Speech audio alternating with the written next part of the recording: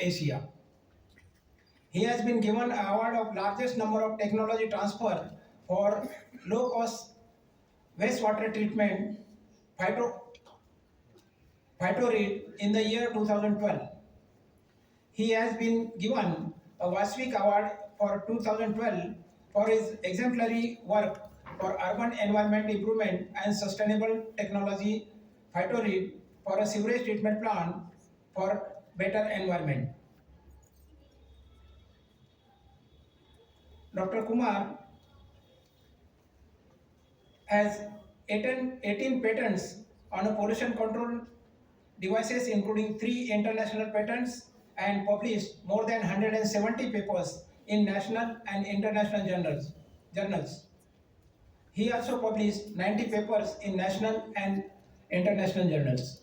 So with this, I request Dr. Rakesh Kumar sir to just take a charge of mic and enlighten the students.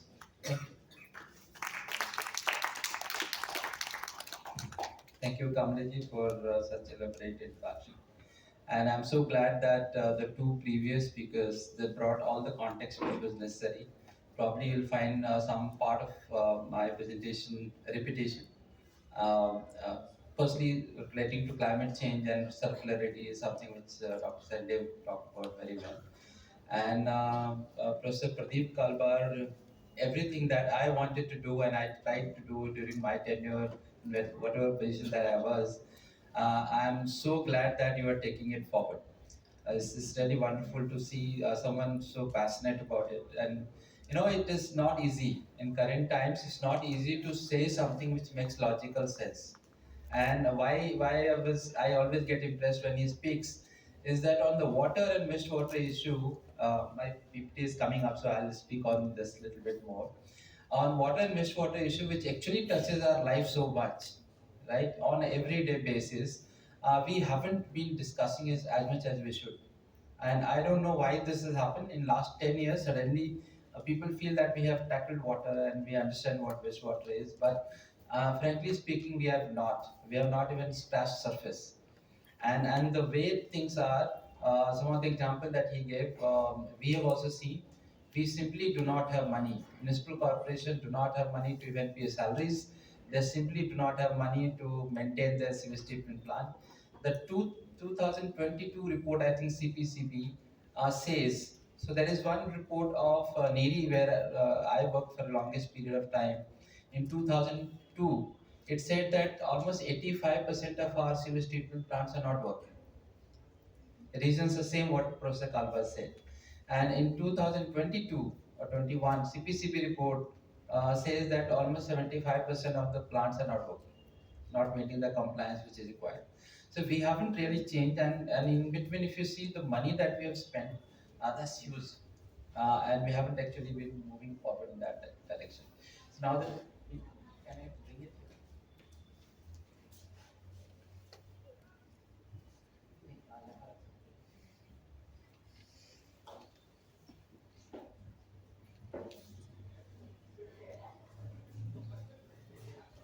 Okay.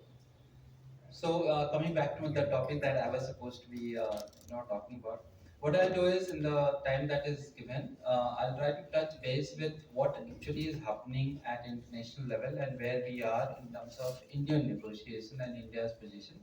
Dr. Sende knows much more than I do know, but I was part of this exercise of IPCC this couple of years back where we were making this document called Summary for Policymakers. So you make huge IPCC documents, huge ones, 3 volumes, 4 volumes, and then there are specific. Then finally, a document which is prepared is to look at how do you communicate to the government, and that's where I was part of it in the delegation, trying to look at how do we do that. So I'll cover part of that, bring industries and waste related focus, and then finally look at anything that we can do what Professor Kalbar talked about. So since we are talking about industries and waste, which is what I'm supposed to be speaking on, but it's important to understand what industries are finally doing it. One of the statement that is made, and if you see there, the reference is also there, 3.5 SPM. SPM stands for Summary for Policymakers. 28. So those page number references are also there. So it says that reducing industry emission will entail coordinated action throughout value chains to promote all mitigation options. So it's a very loaded statement, and that is what every country in the world has adopted it. Now, what happens is after that, as a country, we have to figure it out what the detailings are, and that's where we find that the percolation of the policy that we have signed off is not happening. So the question comes: where are you talking about all industries, all of it, or part of it, and what is applicable where? So when you say industries, even brick kiln is an industry, a lime kiln is also industry, forging, glass making, bangle making, knife making, all those are industry. And India has probably few millions of them. That's where the major employment is. We haven't percolated these policies to that level. So right now it looks like all that what we are saying is big steel industry, big cement industry, big fertilizer industry, and that's it. So the idea should be further that we start looking at what is demand management in each of the sectors, energy and material efficiency, circular material flows that we are discussing today, abatement technology, meaning where you can reduce emission and the water pollution and related things, and finally transformational changes in production processes. And transformational changes sometimes can actually mean in a lighter vein entirely different ways of thinking.